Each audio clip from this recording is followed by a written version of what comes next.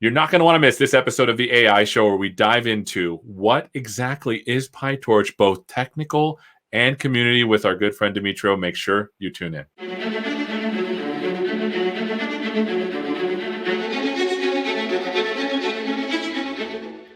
Hello and welcome to this special edition of the AI Show where I've got a special guest, Dmitry Julgakov, who is going to talk a little bit about PyTorch. Why don't you introduce yourself, my friend? Hi, Ted.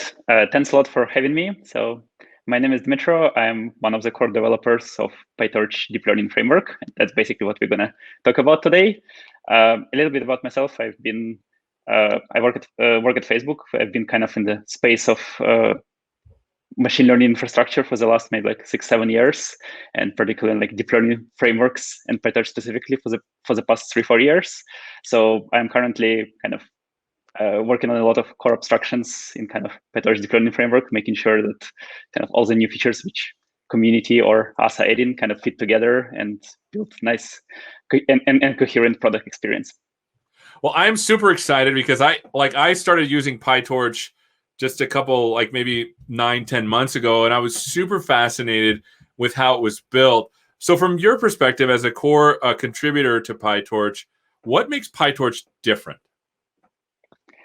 So the way I kind of like to formulate it usually is that PyTorch kind of tries to really embrace the principles that machine learning is programming. So it kind of doesn't try to take control from you and kind of be this huge black boxy system. And instead it tries to be kind of just a set of libraries embedded in kind of host programming language. Well, as name suggests, it's Python. And because of this kind of approach, it's really easy to get started. It's really easy to kind of use parts of PyTorch which you need, but maybe not use some libraries which you don't need so far. It's very easy to kind of debug and just connect whatever machine learning task you are doing to pretty much any other part of your workflow or kind of data science or even general programming ecosystem, just because Python ecosystem is really rich and powerful and probably has a library for anything you can imagine. So am I right in saying that PyTorch, because some people think that PyTorch is just for deep learning, is that right? How would you describe PyTorch just in general? I mean, I would say that core focus of PyTorch is to be kind of developer environment, you can say developer platform primarily for kind of deep learning, but also a little bit broader for kind of numerical computation, right? You can think it's at its core, it's basically NumPy with different devices support. First of all, kind of GPUs and automatic differentiation, and all the rest is basically libraries on top. And because of that, I mean, obviously it's very popular in deep learning community and kind of related applications. But we actually have users also from kind of traditional scientific kind of computation community, from physics, biology, and stuff like that. I mean, there are folks at CERN, for example, using PyTorch and stuff. So pretty much you can think of it users who kind of would use NumPy and kind of numerical computing in Python is pretty much the same audience. And it's pretty cool, right? Because here's the thing that I started to discover as I use PyTorch, just the way that it stores computation and allows you to do things like, for example, automatic differentiation, makes it a general purpose library for doing complex mathematical things. Would you say that that is the case, or am I stretching? Yeah, I think you're actually right. I mean, I would say at its core, it's basically kind of linear algebra tensor, kind of tensor library, which allows you to run those operations efficiently across number of devices, being CPUs, GPUs, or maybe even more obscure kind of mobile embedded devices and stuff like that. And you can think of everything else basically being layers on top, right? So I have tensor computations. I want to compute gradients, so that's autograd layer of top. Now I want to build my neural network, so I probably want to have standard library of layers. That's Torch and all the libraries related to that. I want to run optimization loop, read my data, deploy the models, and all of kind of further questions in the usual workflow of kind of machine learning, deep learning practitioner.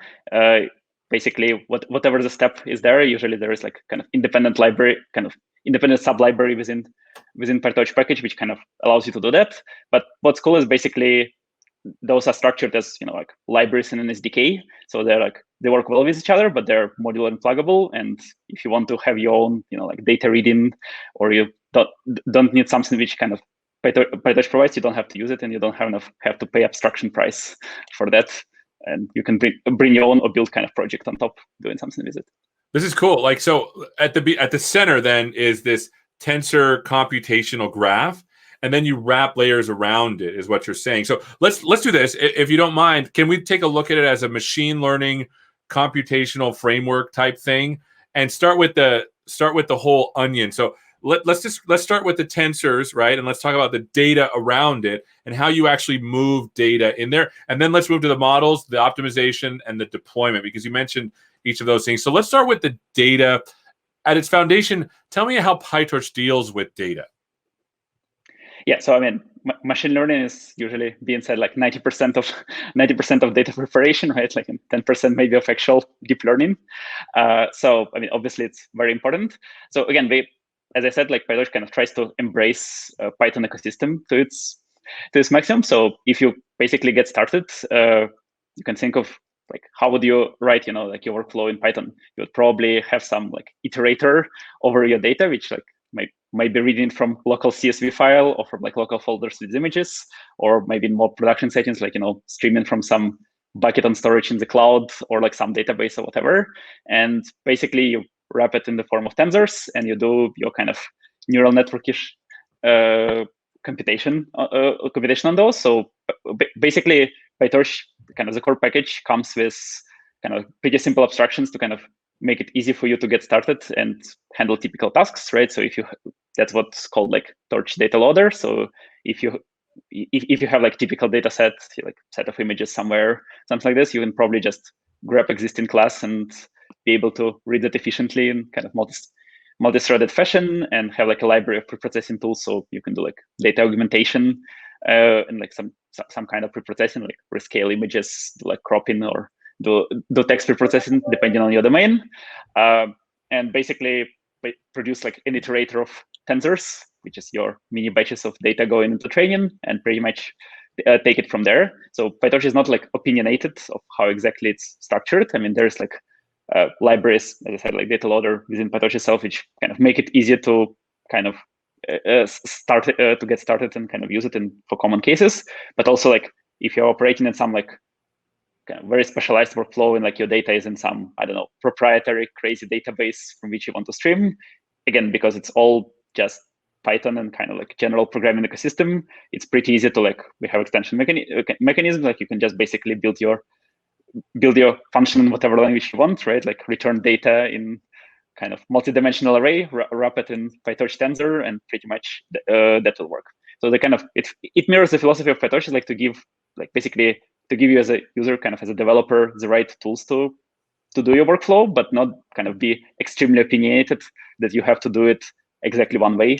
So because workflows differ, and especially in like research or bigger production settings, there's a lot of variability between these cases. So this kind of customizability and modularity are important. Yeah, and what's cool is like the first time I learned how to do this, obviously when you're doing machine learning type stuff, your goal is to get any piece of data into some kind of multi-dimensional array, I guess a tensor in this case. But then the first abstraction that I looked at was the data set. And I was like, okay, so now I need to inherit from data set. I went to look at the base data set class, and it was basically like, well, you just need to tell us how many are there and how to get one from your set. Exactly. And I was like, whoa, this is literally nothing. And I can literally do whatever I want, which is was really cool to me. And then once I had that base abstraction, I could literally just piggyback onto a data loader to get me the batch size that I want. Yeah.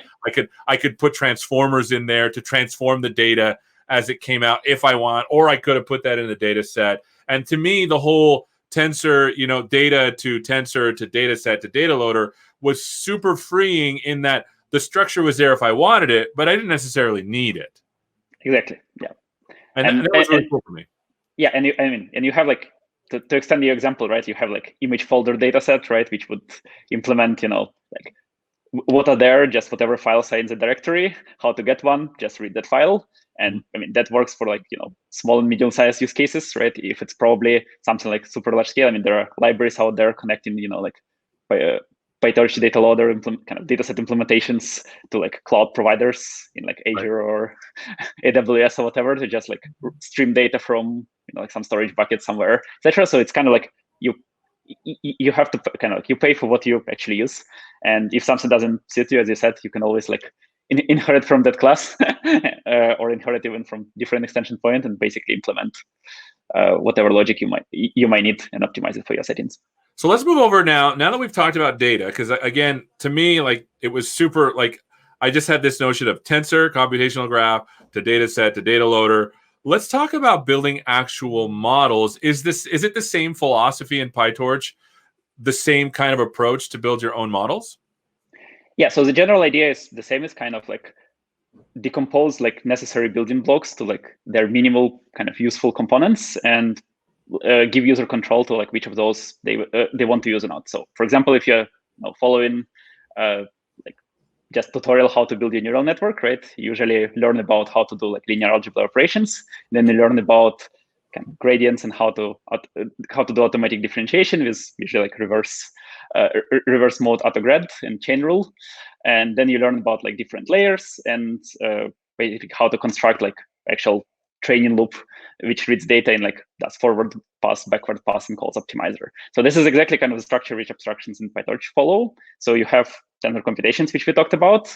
You have component called autograd, which is basically actually like similar to like original kind of autograd projects coming from like even from like 1980s.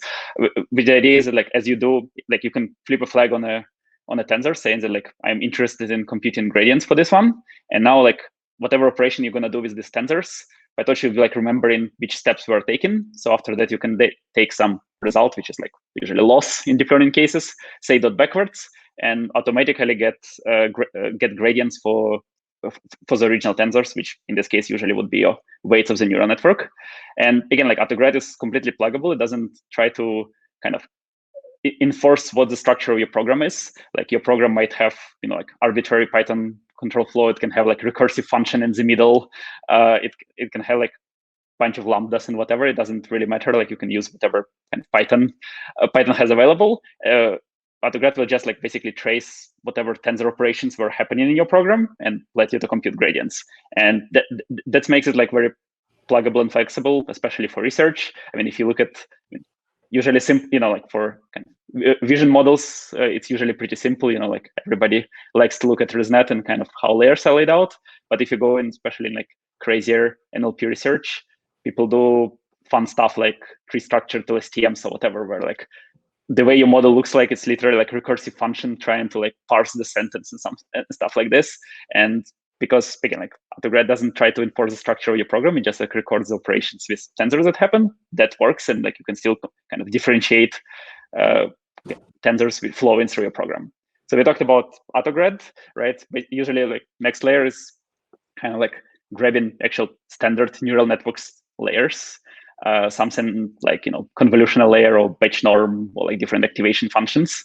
So PyTorch from the beginning kind of comes with standard kind of like library of neural networks layers, so TorchNN. It's directly in the core package, and that's pretty much all you need to like construct your regular neural network. And like what those layers really combine, like they basically tie in state, right? So you can think of neural network layer like represented as NN module in PyTorch is basically as an object, right?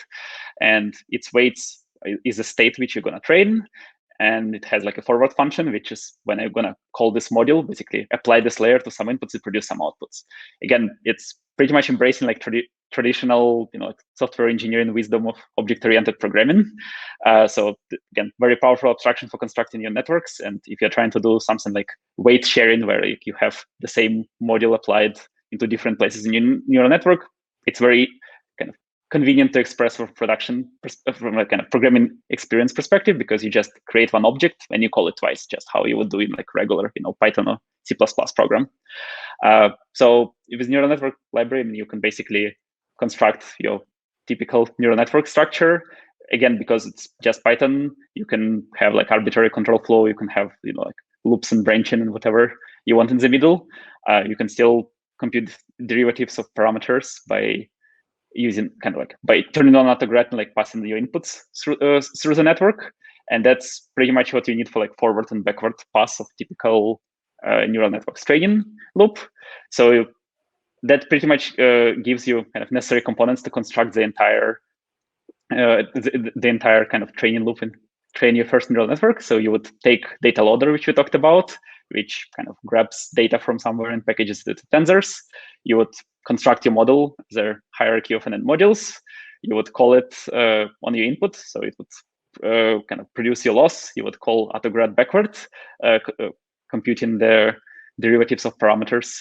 And you would call optimizer layers from the standard library. So you would apply SGD or Adam or autograd or whatever your favorite optimization method is, and pretty much do all of that in the loop.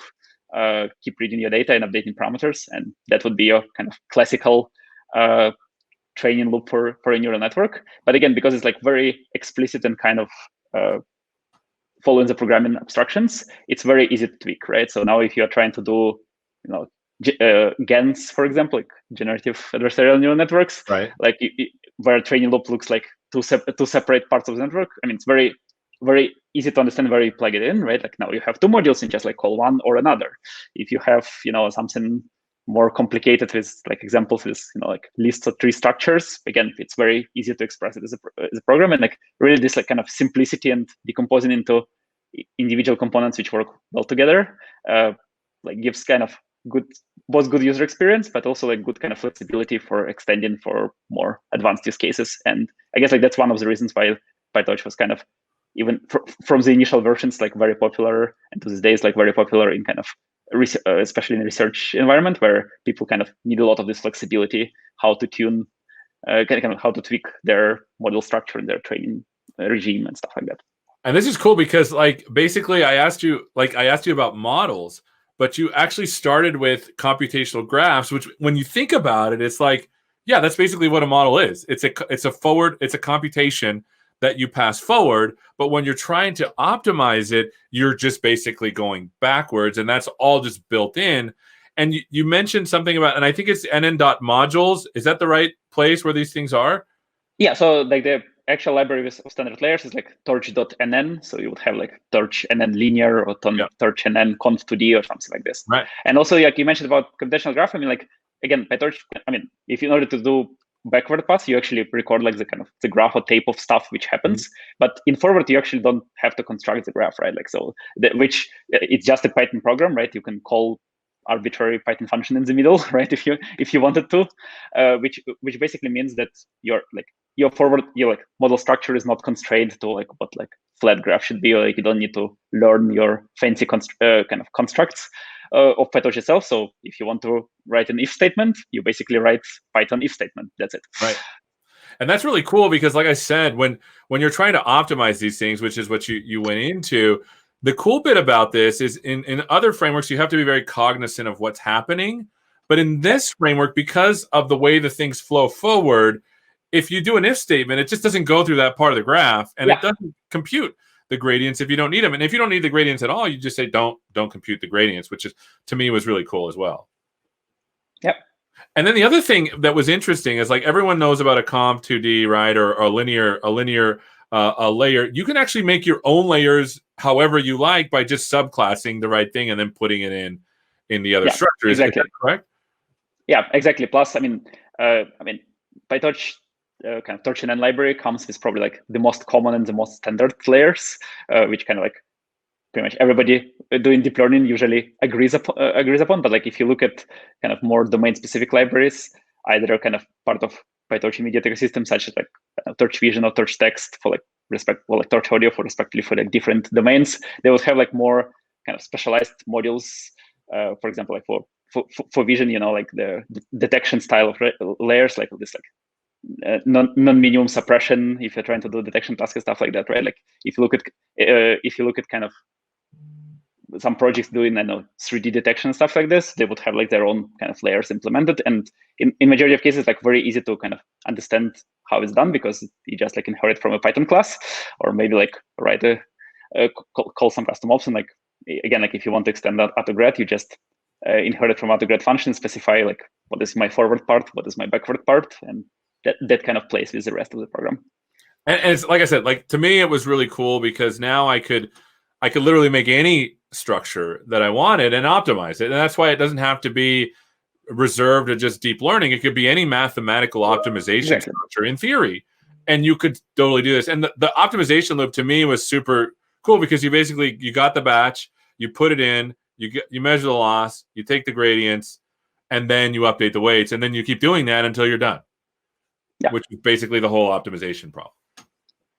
Yeah, and I mean, like, and if you want to take it further, another examples of modularity, right? Like we support, for example, higher order gradients, right? So you can, when you're doing your backward, you can turn on recording gradients on the on the output loss you're passing in. So you would basically compute gradients of gradients. So it's like, second partial derivative, which is like how you compute, like Haitian, so like kind of the whole kind of Jacobian matrix. So like for people doing research on kind of second order optimization methods, or like which in many problems kind of perform better than first order optimization method. Yeah. There's like very natural way of doing that. So there are kind of examples like that of how modularity kind of brings to natural user experience. That's really cool. And I'll tell you, like, it does my heart good, and it pains me because when I was in grad school, I actually had to calculate the Hessian for a specific problem I was doing, and I couldn't do it. I had to do some numerical approximation thing, and I wrote it like in 5 different languages or whatever, and it was just not very cool. And so I didn't know that you could actually do higher order derivatives in there, which is super good, especially if you're trying to do different kinds of optimizations. The Hessian tells you which direction to go in, which is kind of cool. Yeah, exactly. And also, I mean, like, you can do it directly with kind of these low-level bits. We actually added kind of higher-level autograd APIs, which have like more optimized implementations for computing like Haitians and second order, because I mean, they're some details of how, there are some like kind of tricks how you can optimize computations there. So you can check out some of the recent releases. There is actually stuff being added on this part as well, as one of the many directions of the project. That's really cool. And that's something I didn't know about. So thank you for that. So let's get into now just a couple more things to finish up. It's no use. It's great that we can do all these cool mathematical things, but when it comes time to actually take what we've learned and deploy and put these things out into production, what does PyTorch offer? Yeah, so I mean, actually focus on kind of bringing this research to production is a core part of the project, in a sense, because machine learning field is evolving really quickly, and deep learning in particular, right? And even from kind of use cases which we see like kind of at Facebook or in other companies, like frequently you take the model which just got published, and people want to put it in production application weeks or months later. So how flexible your toolchain is, and avoiding kind of rewriting the whole thing from scratch is really important. So that's why for the past few years kind of focus on kind of in a similar philosophy, like how to give you tools for kind of packaging and deploying your models and optimizing for high performance inference became like core part of the project. So in a similar fashion, it's kind of makes sense to decompose into several pieces, like what does actually deploying machine learning models means, right? There are different, it's pretty wide field, so there are different kind of settings and regimes where you might deploy, right? Like if you're trying to deploy something on server side, like in the cloud, then frequently even just running your Python program directly, basically taking your model class and say hey, this is my part of the model which I want to deploy for inference. This is my train checkpoint. This is what I'm gonna just take and put in some server somewhere. So there is project kind of in PyTorch ecosystem called Torch Serve, which we actually build in with partners from both Amazon and Microsoft, and which kind of gives you the ability to easily package the model and attach REST API to it, so you can just deploy it with few commands and start sending requests to it. You can do it. I mean, by default, you can do it basically with just Python implementation of the model.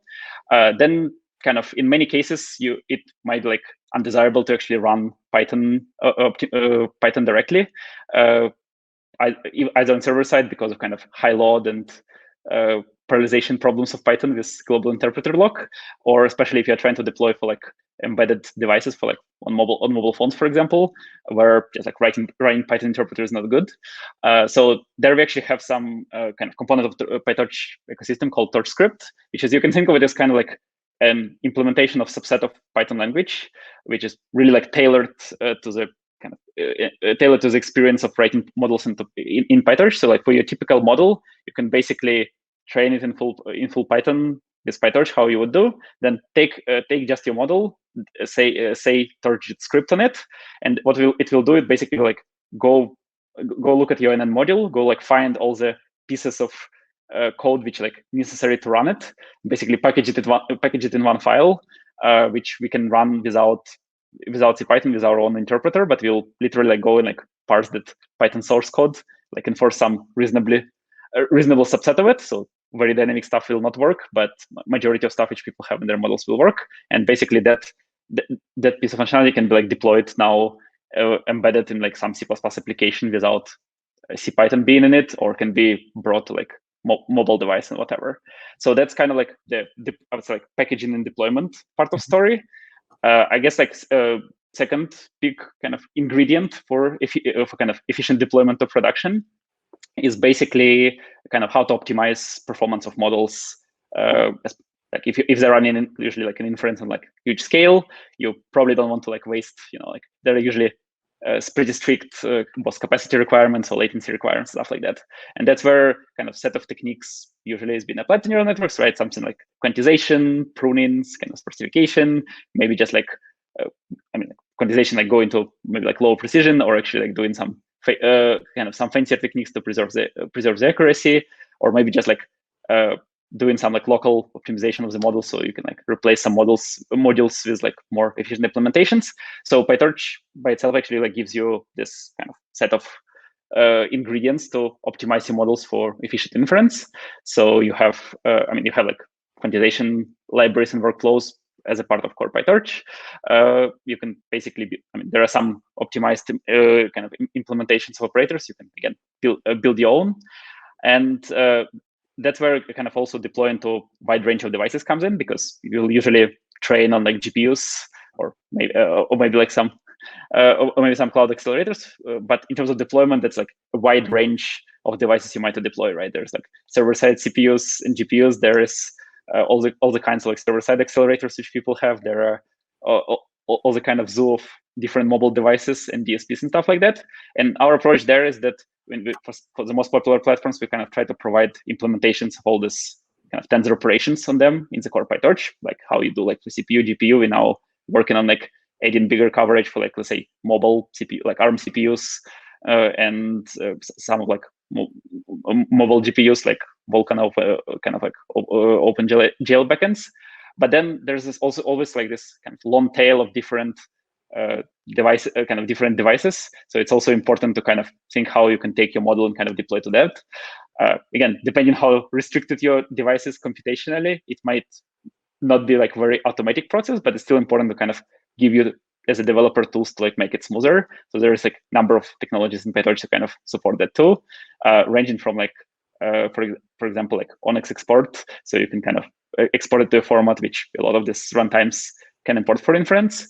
There is also like direct integration points in PyTorch for kind of integrating different backends. So if you want to like run optimization on like some part of your model and like delegate to some runtime, something like NVIDIA TensorRT or like maybe like Onyx runtime from Microsoft, you basically can by taking part of your model and kind of like exporting it to that format.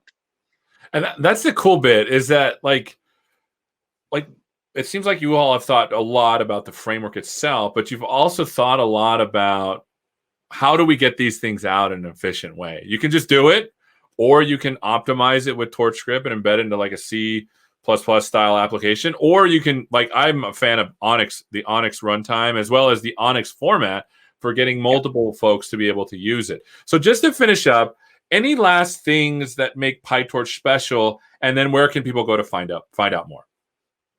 Yeah, so we talked a lot about kind of technical merits of PyTorch, especially like on the core framework. I think like the kind of probably the most important reason why PyTorch as a kind of developer platform is so popular and kind of is friendly is actually not technical, but more on community side. So from the early days, we kind of had an amazing community, and we kind of really spend effort to kind of nurture it and support different members. So like core PyTorch contributors basically from the day one included like both multiple industry companies and like university labs and just like individual open source developers. And those contributions range from like from contributing to core framework to just doing like awesome work, supporting and answering questions on PyTorch forums, which a lot of people say that is one of the main reasons why they love PyTorch. It's actually very responsive forums, and obviously like this huge ecosystem of kind of projects built on top of PyTorch. So if you pretty much look at any kind of subfield of deep learning and just go search that keyword PyTorch, you'll probably at Google like find a bunch of GitHub repos which are all like awesome projects kind of which work with PyTorch, built on top of PyTorch, but implement like special layers of functionality, so algorithms or models for that particular domain. Being it like something more standard like computer vision, or something like maybe like more obscure like some, I don't know, like applications to like biology and stuff like that. And this is like and that ranges both on type of domains and type of like emergent kind of research areas, being it like privacy preserving machine learning, or being it like different optimization methods, or like being it applications in different domains. So that's, I guess that's really like the most amazing thing to see, how like kind of empowering community allows to basically kind of create this ecosystem where you can kind of find many different projects and many different tools for pretty much any job. And like a lot of ideas kind of also start in these independent projects, and kind of if they mature and kind of like become also like shared across many repositories, like we're very encouraging people to kind of like contribute those ideas or modules or whatever back to kind of PyTorch core, so they can kind of benefit the even broader set of use cases. So that's very kind of organic and natural process. So yeah, I guess that probably would be like the kind of main non-just technical factor of kind of PyTorch success. And you asked like where to learn more about PyTorch. Basically go to pytorch.org. There are tutorials, there are documentation, there is basically a set of pointers to ecosystem projects. You can kind of, the instructions how to download and kind of start playing with it, or finding the project which might be fit into like domain you are working in. If you're new to deep learning, actually, like one of your previous speakers, Jeremy Howard, was like fast.ai, and like basically Jeremy and like other folks built this amazing library, which is like great for kind of as an intro to deep learning as well. So it actually uses PyTorch underneath as well. So that's another example of kind of ecosystem community projects. So yeah, that's probably stuff. And as you start using PyTorch, also go to forums, which is also link from the website. So ask your questions, and usually people will be happy to help you out if you get stuck, or point you in some fun direction. And of course, if you want to contribute to PyTorch itself, all our development happens on GitHub. So go grab some simple issue and maybe send the PR and merge it in, or send the big functionality. Well, I'm a huge fan, Dimitro. Thank you so much for spending some time with us. Again, if you want to learn more about PyTorch, go to pytorch.org. There's some pretty cool tutorials there that I'm excited about. And we've been learning all about PyTorch, not just from a technical perspective, but from a community perspective. Thanks so much for being with us, Dimitro. Thank you so much for having me. It was fun. Awesome. And again, thank you so much for watching. This has been another episode of the AI Show, where we've learned all about PyTorch. We're going to have to get you on again, my friend. So we'll watch for Dimitro, hopefully in later episodes, to show us some code or some kind of cool sample. Again, thanks for watching, and hopefully we'll see you next time. Take care.